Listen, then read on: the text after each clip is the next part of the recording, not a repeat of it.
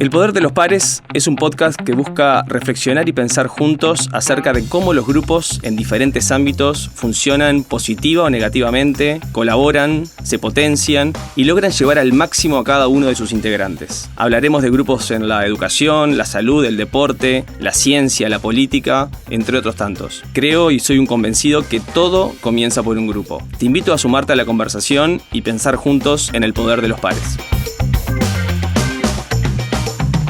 Presenta Vistage Uruguay, la organización mundial líder de CEOs donde tus pares te ayudan a tomar mejores decisiones. Presenta El Poder de los Pares. Vistage, todo empieza por un grupo. Informate más en www.vistage.com.uy.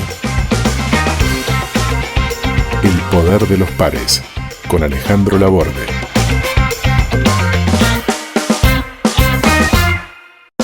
Hace un tiempo escuché no sé si una entrevista o un testimonio de Rafa Nadal, que él decía, bueno, yo soy jefe de mi propio, negocio porque no juego en equipo, soy yo y contrato gente, psicólogo, coach, preparador físico, para que me digan las cosas que tengo que hacer y normalmente me dicen las cosas que hago mal. Entonces, si yo no estoy preparado para que me digan mis errores y aceptar mis errores y que tengo que mejorar el drive y que me fui de partido y que me calenté y que tal pelota, como manejar sus errores. Te están diciendo lo malo, lo negativo. Y si vos no estás preparado para eso, no es posible. Estoy gastando la plata innecesariamente. Básicamente contaba eso. ¿Cómo se maneja eso en un grupo en el que vos tenés que manejar justamente los errores o las capacidades de mejora de cada uno, que sí son bien individuales, en la contribución a un bien mayor, que es poner a un equipo en un mundial o clasificar a donde sea? O sea, ¿cómo se manejan esas tensiones? En el de, la verdad que es el comentario de Nadal es tal cual. Es el elefante blanco él también, por la capacidad de realmente escuchar cosas que por ahí son duras o críticas para él cuando sos top. Entonces, cuando uno se encuentra con jugadores top, una de las cosas que a mí más me ha sorprendido, que tienden a ser los que más escuchan. Los top, los AAA, o sea, los verdaderamente buenos, son personas extremadamente coachables. Pero top hay pocos. Y a partir de ahí uno baja un escalón y entra una gran catarata de una masa de jugadores que el drama principal es la lucha de egos. Entonces, si uno le dice uno a una cosa y otro a otra, se sienten que hay diferencia. Tienen muchas veces conductas como mis hijos, que todavía no cruzaron los 10 años y realmente, y además están muy atentos a eso. Entonces hay que generar una estrategia comunicativa monstruosa, porque al final del día todos quieren mejorar. Y después uno divide, ¿no? La parte física en sí mismo, y bueno, el código genético manda, o sea, uno tiene una mejora constante, o podría tenerla, pero es más compleja. El juego, la mejora del juego no tiene techo. Uno puede leer las situaciones N veces desde diferentes lugares y ser absolutamente asertivo en lo que va sucediendo. Entonces, el proceso de cómo abordar eso, la verdad que se termina transformando en un arte. Y es un arte comunicativa. Y hay entrenadores muy duros que tienen éxito, a entrenadores, no quiero decir blandos, sino de habilidades blandas muy buenos, que también les pasa lo mismo y son muy asertivos, y la vereda enfrente tenés la misma característica y fallan en el momento que tienen que fallar. Pero generalmente es cómo manejamos los egos de esto. Sabés que tenés el top A, después tenés los jugadores medios, y después tenés la tercera escala, el jugador A o AA, que bueno, es el jugador más esforzado probablemente, y que uno termina siendo el más hincha de ese, porque ves que le mete unas ganas y un esfuerzo y es el que se queda extra y está más tiempo. Sí, me viene el Bicho Silvera como ejemplo, de ese ejemplo. Así gran ejemplo de lucha y de lucha. Es tantas horas deliberadas, dedicado a algo, es muy complejo, es muy complejo.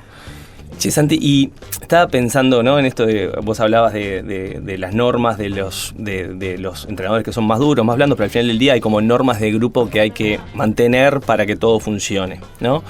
Me acuerdo de la serie esta de Last Dance, ¿no?, de la historia de los Chicago Bulls, el tema de Dennis Rodman, ¿no?, que le permitieron algunas cosas porque que estaban fuera digamos, de las reglas, pero que sabían que era lo que lograba que él fuera lo que tenía que ser y rendía mejor. Y la noche antes de la final se fue a Las Vegas, bueno, está todo en la serie, nada que repetir, pero ¿cómo se manejan las excepciones? ¿Cómo es esa fina línea entre las reglas de juego de pares y acá vivimos así versus excepciones individuales que hacen que el propio deportista se potencie más, digamos?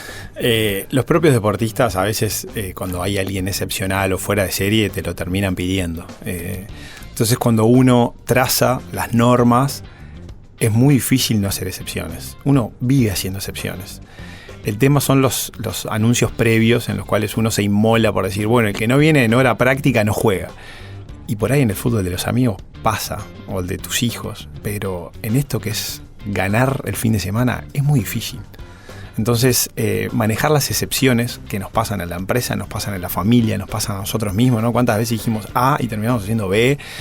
Como que si A nunca hubiese existido. Entonces, esa capacidad de ser flexibles, más líquidos, más adaptables, tiene que tener un punto de conexión con el resto del equipo muy importante. Y ahí está en la capacidad de entender de que dónde está el objetivo de esto. Muchas veces nosotros con los adultos, me refiero, no con deportistas en formación, acá uno mantiene las reglas de convivencia, pero no vinimos a educar. Nosotros, el foco es ganar el fin de semana. Y si me tengo que tragar un sapo, me lo voy a tragar. Porque el resultado está por arriba de eso. Después luchás para que todo vuelva a la normalidad, porque no podés vivir haciendo excepciones, sino el barco no tiene timón. Pero si hay un consenso desde los pares, desde los propios jugadores, hay otro grado de aceptación. Y eso va mucho también en el liderazgo de la persona. Porque si esa persona que le haces la excepción es el líder, vas a tener un problema. Si esa persona es un muy buen jugador, pero cumple un rol muy importante y no es el líder de la manada, por así decirle... Es otra historia. Es otra historia, exactamente, es otra historia. Y cómo, me imagino que también ha pasado tener que cortar, decir, hay jugadores que por más espectaculares, aportadores de equipo, hay que cortarlos. Me acuerdo una película que se llama Remember the Titans, que es Denzel Washington Clarísimo. Juntando al equipo de fútbol americano de blancos y negros, que hay un momento que hay que cortar a un jugador y le pide al capitán que sea él el que vaya y lo corte, digamos. Decir, esta noticia se la tenés que dar vos, yo estoy de acuerdo, cortemos a este jugador que es dañino para el equipo. ¿Cómo se trabaja eso cuando hay que cortar a un jugador en el sentido de decir, no podés estar más acá, digamos, no estás contribuyendo al equipo? Y esas cosas son duras, pasan constantemente. Muchas veces, inclusive con los contratos profesionales, también tenés la presión de los propios dueños o directivos de los clubes que firmaron por N plata, no importa si sea $1 o $1 millón, que también es un activo del club y le estás pagando mensualmente y vos tenés que cortar con todo eso. Pero es una convivencia constante. Tu vida es una lista siendo entrenador. Es una lista de nombres, todos los días. Si vos armás los drills, con quién te ponen, incide.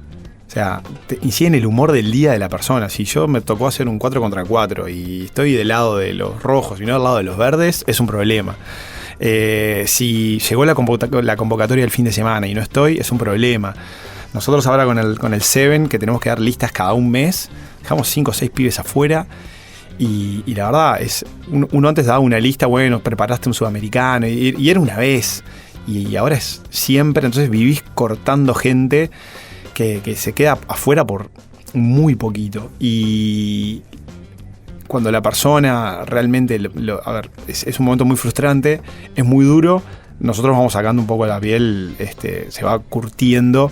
Y no queda otra. O sea, es lo mismo que te puede pasar mañana en tu casa, con tus hijos, cuando tenés que dar noticia que no le gusta a todo el mundo, o en tu empresa, en tu laburo, esto no está funcionando, y realmente son, por suerte o no, son un poco las reglas de la vida. Pasa en la naturaleza también, pasa en el reino animal. Entonces, no hay que estar ajeno, hay que ver cuál es la mejor forma de abrazar eso y entender que no es personal con lo que va sucediendo, sino con las reglas que uno pide para el equipo o el valor que pueda aportar esa persona en esta organización o en este torneo puntual que te puede ir pasando. Y bueno, es duro. A mí me sigue costando mucho. Yo soy muy emocional, digamos. Claro. Me sigue costando mucho. Lo acepto. La diferencia de con más joven y hoy más viejo es que lo acepto. Antes me quedaba como bastante tiempo, hoy lo acepto y entiendo que son las leyes del juego, como me ha pasado a mí cuando me han tenido que sacar, ¿no? Sí, por supuesto. Vos tuviste que entrenar, hablamos mucho de esto de los grupos, pero tuviste que entrenar personalmente a jugadores con mucho ego, mucha personalidad. Diego Forlán, Leandro García Morales, Luis Suárez. Me acuerdo particularmente toda la preparación de Diego en el 2010 previo a Sudáfrica, que fue como un entrenamiento muy duro en España, trabajar con él, hasta estaba filmado, compartimos alguna filmación con eso, ¿no? ¿Cómo una persona que viene preparada así, que trabajó contigo 3-4 meses para llegar en un nivel superlativo, como llegó Diego al Mundial de 2010, se inserta luego en un grupo que viene con otro rodaje? ¿Cómo lo recibe el grupo? ¿Qué hay que preparar al jugador que llega, en ese caso a Diego, para que se inserte ahí? Contame un poquito esa experiencia. Ahí te la divido en dos partes. Uno es con el tiempo y la perspectiva del tiempo ayuda a entender determinadas cosas, ¿no? Yo en ese momento inclusive estaba como muy enfocado en que Diego mejore físicamente, pero lo que verdaderamente pasó es que Diego en esos meses previos al Mundial, que fueron unos cuantos, digamos, o el Mundial en sí mismo, para no hablar solamente de la ventana temporal, lo que quería era estar más tiempo enfocado en algo que para él era extremadamente importante. Entonces, entrenar, hablar del tema, su programa de alimentación, no hacer otra cosa que no vaya en relación a la mejora del mismo para ese momento. Lo único que construyó fue carácter. Un carácter muy duro respecto a un objetivo personal de él de vida. Tanto es así que yo creo que el final de la película, que fue ser el mejor jugador del mundial, trascendió lo que o él o nosotros como equipo, si querés, como el caso de Nadal, digamos, él siendo el jefe, nos propusimos como equipo de trabajo, trascendió absolutamente. Él lo que quería era hacer 100% de foco en algo que no sabía si iba a tener otra revancha. Y era ese momento. Entonces, la oportunidad, para uno tener la oportunidad de brillar, tiene que hacer todo para ese momento. Y cuando las luces se prenden, estar enfocado, soltar todo lo que no manejás y estar 100% presente en ese momento. Yo creo que todos esos meses previos fueron la construcción de esos momentos. Porque hablábamos de los rivales, hablábamos de la sede, hablábamos de los viajes, hablábamos de sus compañeros. Diego tenía muy bien calibrado qué le daba a cada compañero y qué le podía dar él al equipo. Entonces fue como un proceso mental, físico, espiritual de él, con algo que era ahora o quizás nunca más. De hecho, nosotros para el otro mundial, para el de Brasil, repetimos el proceso y no fue igual. No solo porque... Sí, él se había lesionado antes. Se había lesionado y yo te diría, no había ese sentido de urgencia que él tenía como para Sudáfrica 2010. Entonces hay una componente de propósito personal que se juega la vida en eso, digamos. Te jugás la vida en eso. Que en ese momento, él más joven, yo más joven, por ahí no teníamos las herramientas para leerlo. O la madurez, no lo sé. Pero seguro que hoy con la perspectiva del tiempo, te digo, pucha, todo lo que pasó fue absurdo. El esfuerzo fue superlativo. Y cuando decís, fue el precio que hubo que pagar para estar en ese momento presente y saber que esa era tu chance de poder, no quiero decir brillar, sino de ser la mejor pieza del equipo que pueda ser en ese momento. Y en eso de ser la mejor pieza, ya para ir terminando, ¿cómo convivir cuando otros no lo viven de esa manera? Digamos, esa selección tuvo componentes que hoy la mirás de lejos y fue única en un montón de cosas, pero no... a ver, no había otro Diego era único, digamos, ¿no? Entonces, ¿cómo trabajar esto de yo me preparé de una manera y quizás otros llegan de otra manera? ¿Cómo convive eso y cómo la aceptación de un lado de que otros son distintos y la aceptación de los otros, cómo encaja eso? ¿Qué te dice tu experiencia en eso? Hoy por suerte cambió bastante y hay mucho, o sea, la preparación individual hoy pasó a ser una preocupación del propio jugador. En su gran mayoría, por supuesto que hay excepciones todavía, pero en la gran mayoría de los casos hoy la responsabilidad es de uno, ¿no? Antes era me tienen que entrenar, me tienen que preparar, y ahora es me tengo que preparar, me tengo que cuidar, o sea, pasó a uno abrazarse eso, y ahí hay un cambio de paradigma. Entonces, ese cambio de paradigma, que entiendo que Diego fue uno de los promotores, no solamente lo que te pasó en Uruguay, sino a nivel mundial. Diego era ya bicho raro en Europa en ese momento por las cosas que él hacía. Por eso, inclusive en Villarreal. En Villarreal, sí, también. Los compañeros que eran todos Fórmula 1, como él, le decían, ¿qué estás haciendo? O sea, flaco, estás loco. Entonces lo que hay es un cambio de paradigma, y cuando uno está rompiendo un paradigma, asume que no espera lo mismo para los demás, porque está embanderado en el cambio. Entonces, embanderarte en el cambio también es soltar cosas que decís, bueno, si mi compañero no se está... Que no dependen de vos. No depende de vos, y es lo que, si yo quiero romper un paradigma, bueno, me tengo que embarcar en esto, y a pesar de que me recontracritiquen, voy a seguir adelante. Porque así como le decían, che, sos un bicho raro, qué animal, no sé cuánto, por otro lado decían, no vas a dejar a gamba, te vas a lesionar, te vas a lastimar. Perdón. Tuvimos muchos momentos a lo largo de nuestro trabajo en los sucesivos años, fueron más de 11 años, donde... el entorno cercano de Diego le decía, esto está mal, y él se agarró como si fuera un barco en la mitad de una tormenta, y esto yo lo voy a sacar a flote y acá no me hundo. Y momentos muy duros donde no aparecían los resultados, donde no aparecían los goles, no aparecía nada, mucha frustración, y sin embargo el tipo seguía agarrado a ese timón del cambio de paradigma. Entonces, cuando vos te encontrás con una persona así, que es muy especial y particular y pasa de vez en cuando, yo entiendo que lo que sucede es no espera nada, o sea, espera que los demás den el mínimo. Si eso está bien, lo acepta y dice, yo voy a seguir adelante con esto que es el cambio.